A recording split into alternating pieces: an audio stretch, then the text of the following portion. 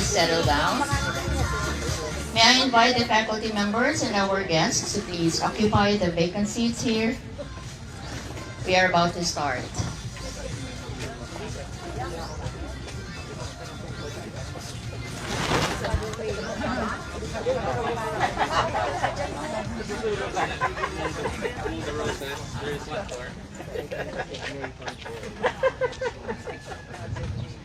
To our assiduous president, Dr. Arnulfo Mascarenhas, our equally hardworking vice presidents, the Vice President for Academic Affairs, Dr. Amelia De Rosen, the Vice President for Research, Development and Extension, Dr. Luis Amano, the Vice President for Administration and Finance, Dr. Joseph Portolata, and the Vice President for Planning and Development, Professor Jerry Bigornia, our similarly dynamic Dean, Dr. Jonathan Arroco, other respected deans and directors here present, other university officials, fellow faculty members, dear students, esteemed guests, ladies and gentlemen, a pleasant morning to all. It is indeed a very pleasant day today.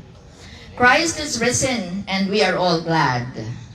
Our gladness today, however, is amplified because it is a momentous day for the BUCIT family. It is a significant day because we shall soon see another building rise on this site behind me. So we shall commence a couple of newly rehabilitated buildings in the campus. Hence, without further ado, may I now request everyone to please rise for the singing of the Philippine National Anthem and the invocation. The Philippine National Anthem to be led by Professor Cyril Baniel and the invocation by our beloved Dean, Dr. Jonathan Arroco.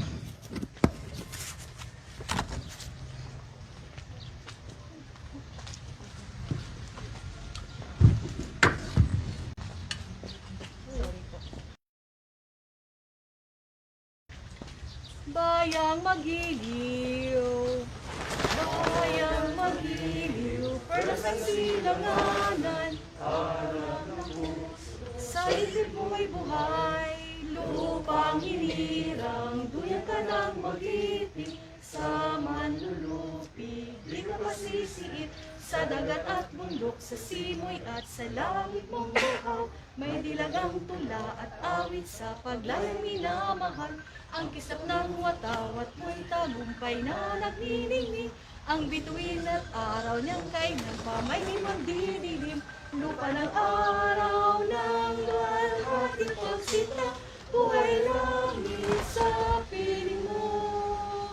Aming ligaya ng pagmay mag-aapi, ang mamatay lang dahil sa'yo.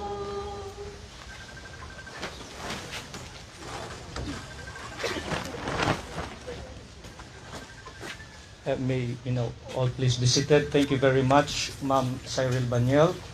Ma'am Baniel is an instructor at the Automotive Technology.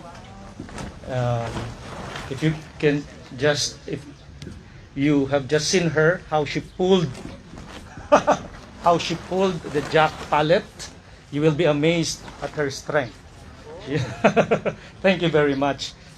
And good morning, everyone. On behalf of Father Nison Marantal, who is on his way from his 10 o'clock Mass, I hope he'll be here in time for the blessing. I'd like to request that each of us join me in this moment of prayer as we offer this thanksgiving to the Lord for the many blessings He has given us, especially for His Paschal mystery of His suffering, death, and resurrection, whose result is to save all of us from our sins.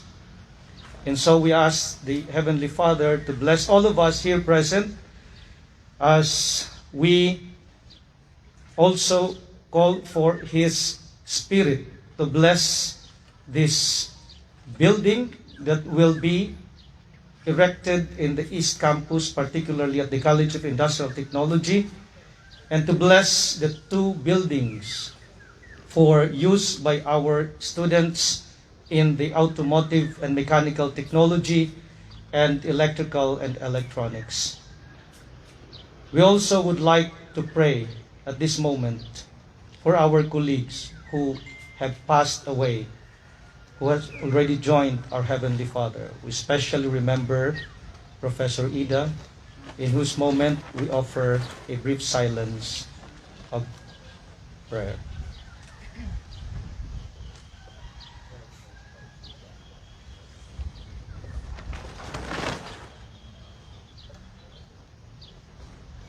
May the choirs of angels accompany Ma'am Ida in your heavenly banquet, Father. And so as we ask the Holy Spirit to bless all of us today, let us all rejoice for all the blessings He has given to Bicol University, not only these buildings, but also for our administrators, particularly our dear President, the Vice Presidents, all the Deans and Directors, whose strength will never suffice for the many works that you have entrusted to us. But with your help, we are able to make our work lighter and easier and with meaning. And so, dear Father, we entrust all of you, all our efforts, all our plans, and this building for use by our students, for your greater glory. All this we ask in the name of your Son, Jesus Christ, with the intercession of the Blessed Virgin Mary, through the Holy Spirit, one God forever and ever. Amen. With that, I'd like to thank you for coming. I'd like to proceed with the next assignment given to me, to welcome all of you to this very important event. I would like to especially welcome Sir, the dear President, Sir Noli, for always giving special attention to the college and to the East Campus ever since your first day of presidency. I remember your words looking at the campus when others would say na it's in a very, very sad state. You did not stop there, but gave us the attention and has been able to now transform the college and the East Campus in general to what it is today. And for that, we thank you, Sir President, for your presence once again this morning, and our dear Vice Presidents and our dear Deans and Directors, and to all our students. This groundbreaking, this particular building, as you can see at the back, is the old accreditation building, but it has a story more than that. It used to be also the PDMO in the past. I think those who are quite mature can still recall this was the PDMO. Okay? Narumduman pa ka ba? The guidance center, as you can see, was utilized by the East Campus Guidance Counselor when this was renamed East Campus. But prior to that, there have been stories that this was utilized as a canteen. Matagal na siyang panahon. Di ko alam kung may panganak na ako noon. Inabot na ni Madam Ami. She has a very long institutional memory. So, kantinda iyang ka ito. Oo. I don't know if it was true na at some point naging admin building siya. So, there are stories, no? Of course, no white lady. There are stories, significant ones regarding this building. And we're going to transform this into something more useful for our students, particularly the food technology building. We were actually looking at the many possibilities by which we will be able to provide our students with a better learning space. And with the establishment of the Food Innovation and Commercialization Center, of which our dear President has actually played a great role, even prior to his being the President of the university, now with the food science to be erected at the side of the Food Innovation Building, I think it would actually complement very well. So this is for us, for Bicol University constituents, and we are very, very happy for your presence, for joining us in this groundbreaking, and also for the blessing of the buildings. As you can see, it's at your back. Okay, that used to be the same building, but it's in a very, very old state. Now, you can see that the windows are very nice now, except for the flooring here, because there's always budget limitation. But if we go to the other building, which is the electrical, at the other side, dati talaga ay kahit ang estudyante ay pwedeng sa pagpasok pa lamang ay hindi na magpatuloy kasi walang magandang facility. But now it has been transformed. Almost new, my dear President. Almost new, even if it is renovated. So with this, as a message of welcome to all of you, I once again say, Diyos mabalus po sa indong presensya, and sana po padagos-dagos ang satuya na pag-improve sa Bicol University, and mabuhay po kita gabos. God bless you all. Thank you so much, sir.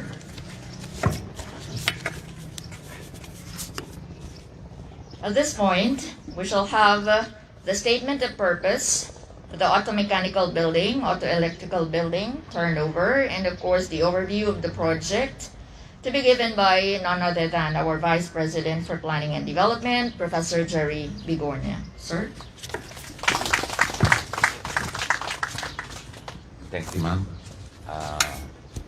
Sir Jonathan and Sanoli, and the Vice President, and the Deans who are present, and the staff of BUCIT, future presidents. I do not know who will be the next president, but they are here. Okay. Let's start with the statement of purpose of that newly renovated building. When we received the GAA for, I think, 2018, we were at a loss on what to do with that. Kasi isang project siya, pero dalawang building yung gagawin. Di ba? Kasi pareho naman, parang may siya historical meaning sa Brasat pa noon. Itong dalawang building na ito, automotive and yung electrical building. So after so many consultations, many arguments, as I remember, sa PDMO, pati yung back ng problema, siyempre. So eventually, it became one project with two buildings, two component buildings. And ang ano nito is, actually halos binago yung but yung structure niya hindi ginalaw. So all the amenities are there. The project cost was something like 19.25 million, and it will now house the lecture and laboratory classes of auto, mechanical, and electrical and electronics classes, technology classes. So malaking tulong, although as I see it, nung tinitingnan natin yung mga equipment dyan, sir, medyo Japanese time pa yata yan, iba dyan eh. Kaya looking at the modernization, yung Industry 4, di ba? 4.0, nakikita natin yung mga bago ngayon ng mga training equipment and research equipment are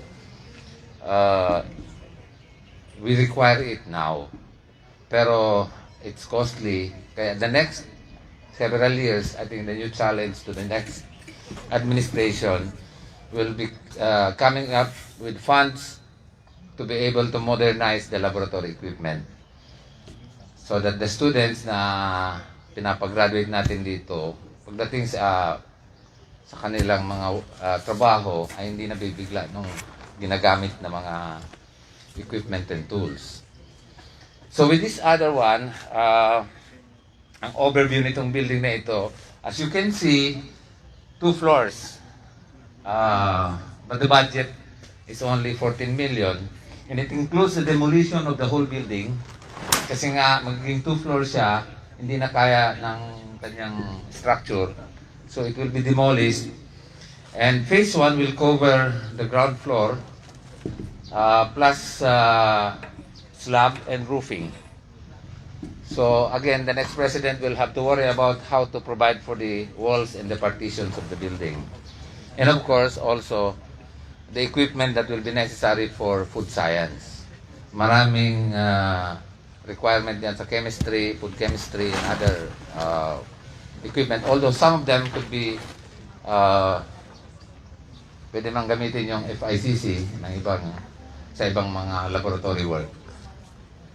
So, ito pong dalawang, yung unang building doon is, ang contractor noon is Kingston Builders from Tabaco. And it is already 100% complete and it's ready for turnover. Although kung meron pa man mga defects na konti, may defects liability period pa naman. And of course this one is going to be constructed by Purisima Construction Company of Bldg, Albay. So with that po, and it will be now be used by the Food Science Department of BUCIT. So good morning po everybody and thank you very much. Thank you, sir.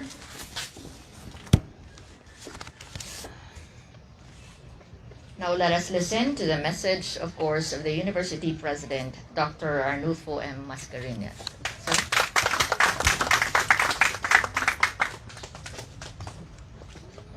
Thank you, Arlene. To my fellow workers in the university, friends, good morning, everyone. Good morning. More than 7 years ago, when I was crafting my vision for the university, I was thinking of merging the College of Engineering and the College of Industrial Technology, and to give rise to a new college, which I term as the College of Engineering and Industrial Technology. This is in accordance with my vision of coming up with a campus that will serve as the innovation ecosystem hub of the university. And in that vision, I also plan to put in place here the Institute of Computing Science, which I asked someone from BUCS to prepare the proposal. Unfortunately, the proposal did not reach its completion.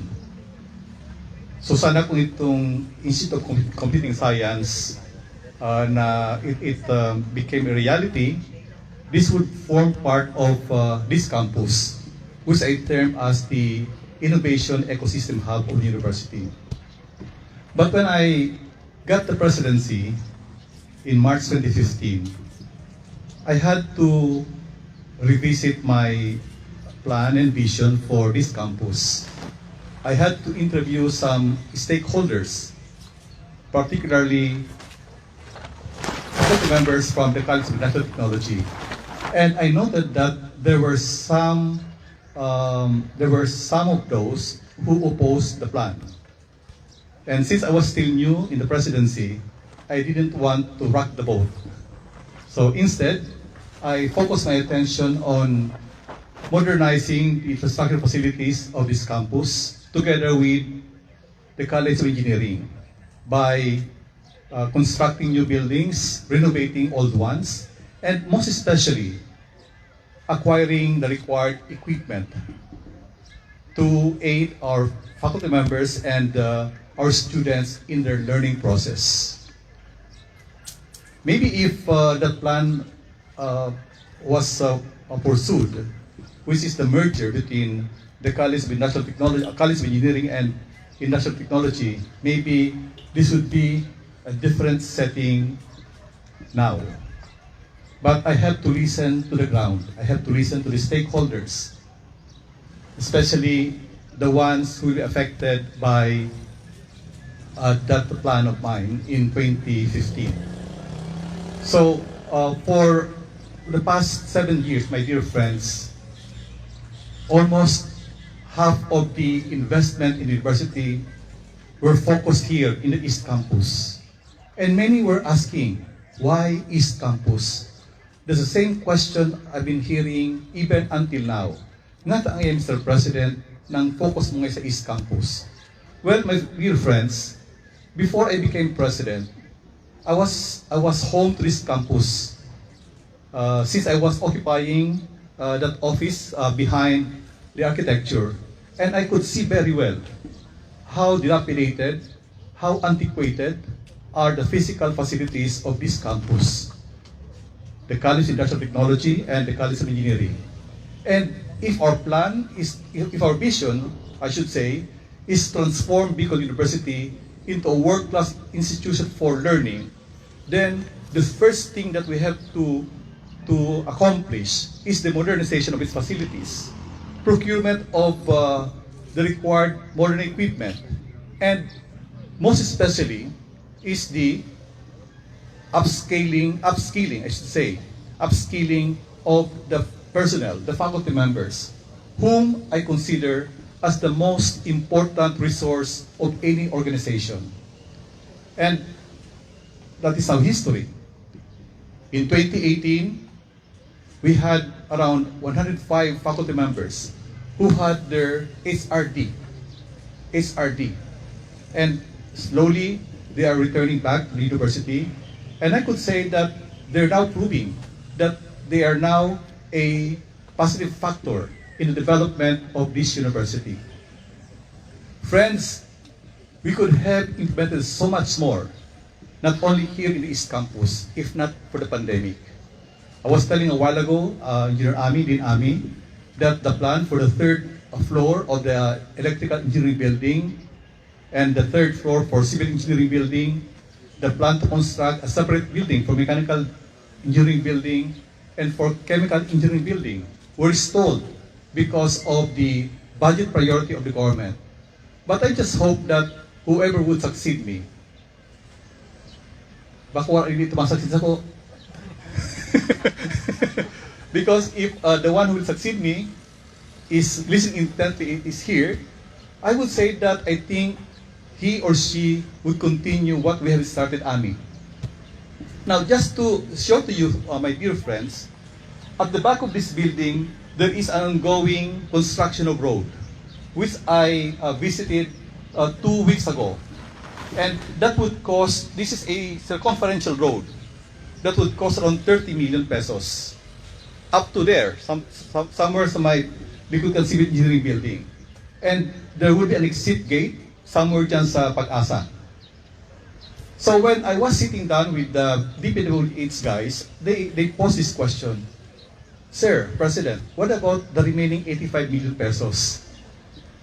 So sabi ko, maybe niya ako, what we can do with that is to construct the entire road of the campus, complete with drainage facilities and complete with the street lights. So maybe, and covered walk.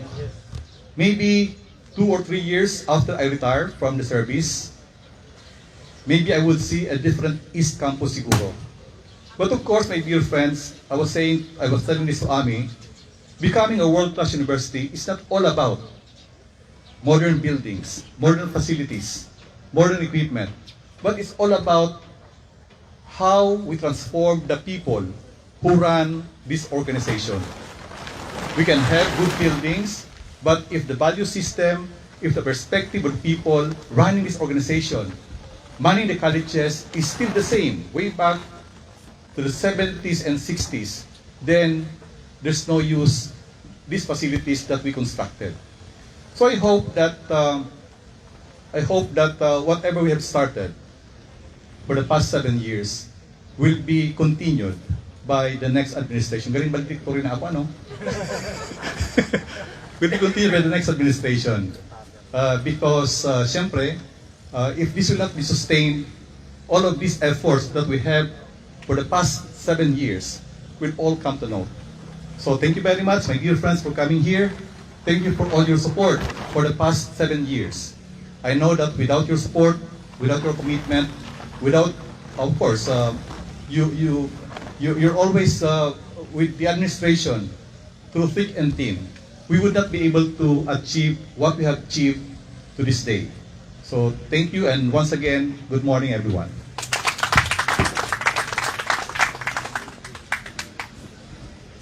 Thank you very much, sir. Now we will come to the second part of this morning's program. Of course, the groundbreaking ceremony. We will again request our beloved President to lead the groundbreaking ceremony, to be assisted by the Vice Presidents and the Deans present here. Sir? Andun po yata, may I seek assistance for the spades and the hard cut to be distributed.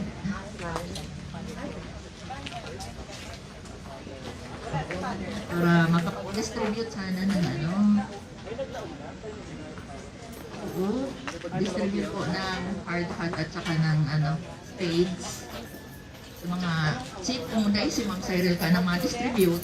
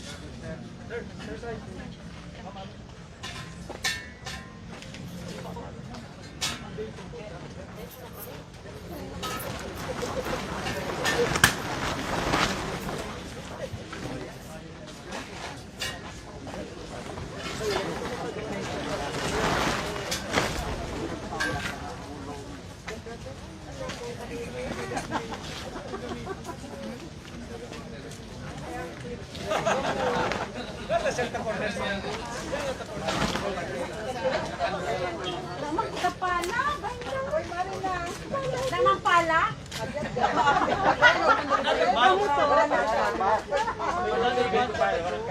Kamuton.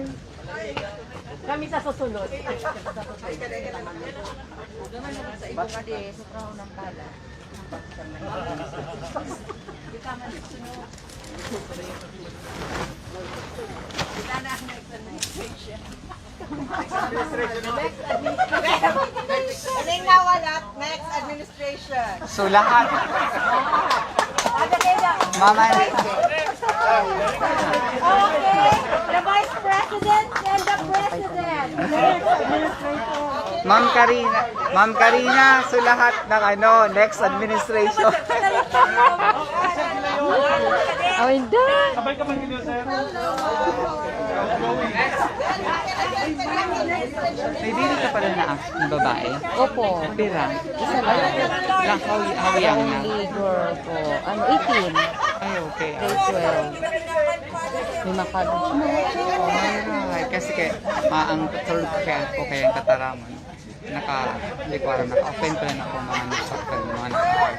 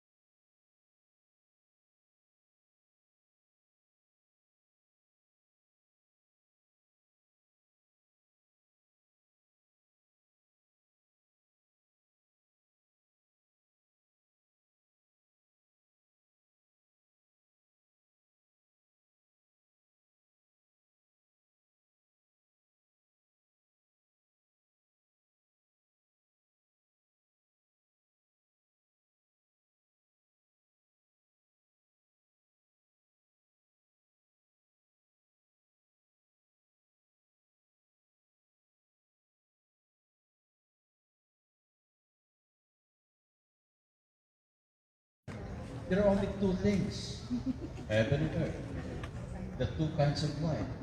And for us men, male and female. But again, complications with regards to human. There are what they call as LGBTQ. If it is, it seems that there is a additional, or it is additional, the branch of what God had made.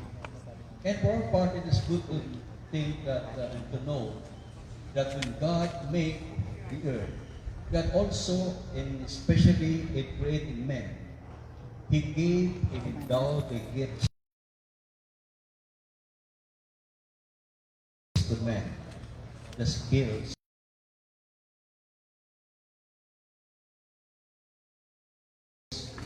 the wisdom, and of course, the knowledge and power in building establishments.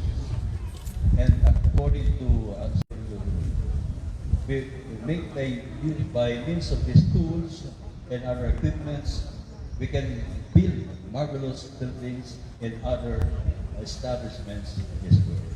So for the personnel and for all those who will use this building and to the staff of the Bicol University, this is a great thing, a great instrument, tool for us to facilitate in making in building and establishing things, developing buildings in order for development and improvement.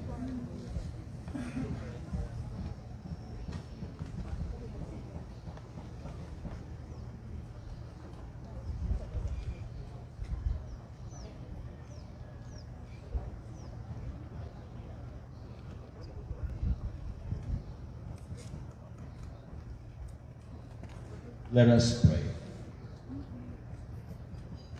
Blessed are you, Lord our God, and worthy of all praise, for you have provided for the perfecting of your creation through human labor and intelligence, and you show your own power and goodness in the invention of the human race. Grant all those who will use this equipment, this building, these facilities, to improve their lives, may recognize that you are wonderful in your works, and may learn to carry out your will more readily. We ask this through Christ our Lord.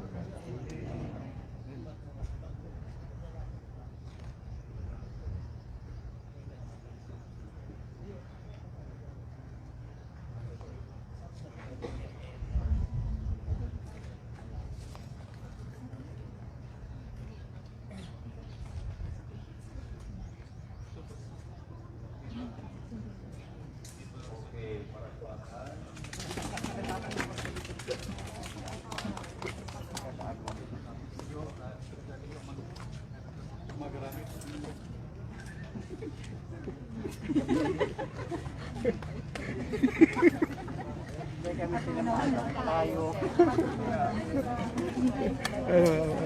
Sige. Sukrisit. Sukrisit.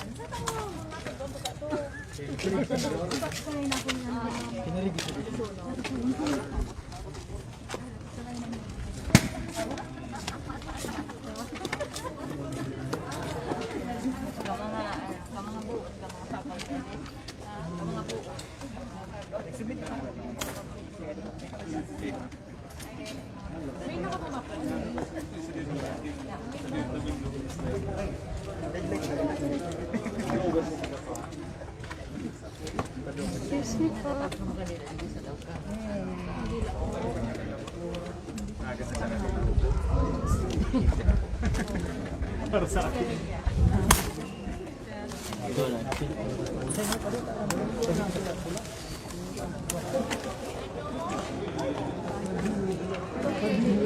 Excuse me po.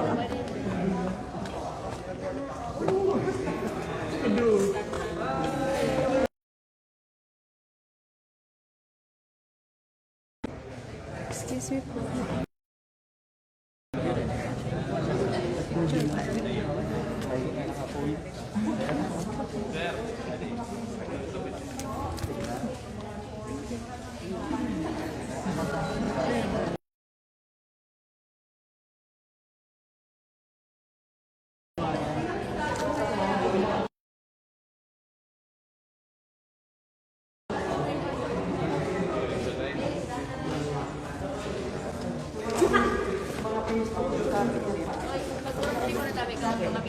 mapanood kita tabi.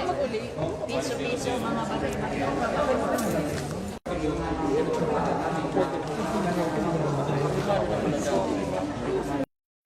Sir Emer, dapat dami hinanda ka pa mga points. Take points lang yung place points. Sa mga maning ko daan, ipaturo na databi dito.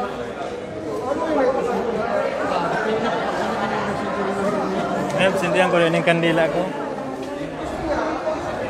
Ang aning at least nagamit. Oh, ayun pa, nag-aaral mag-wish ka na.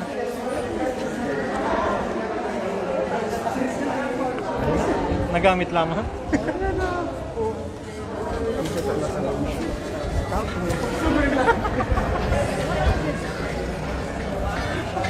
At least nagamit ha.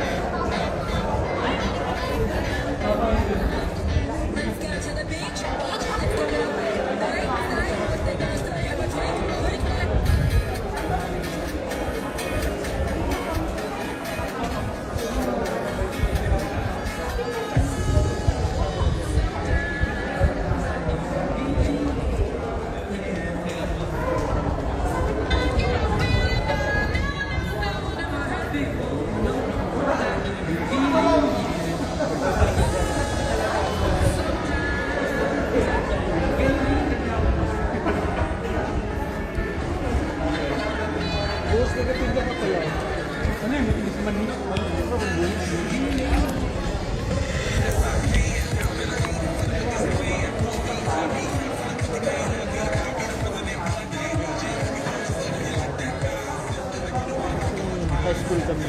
May lake machine ka. Yes. Lake machine.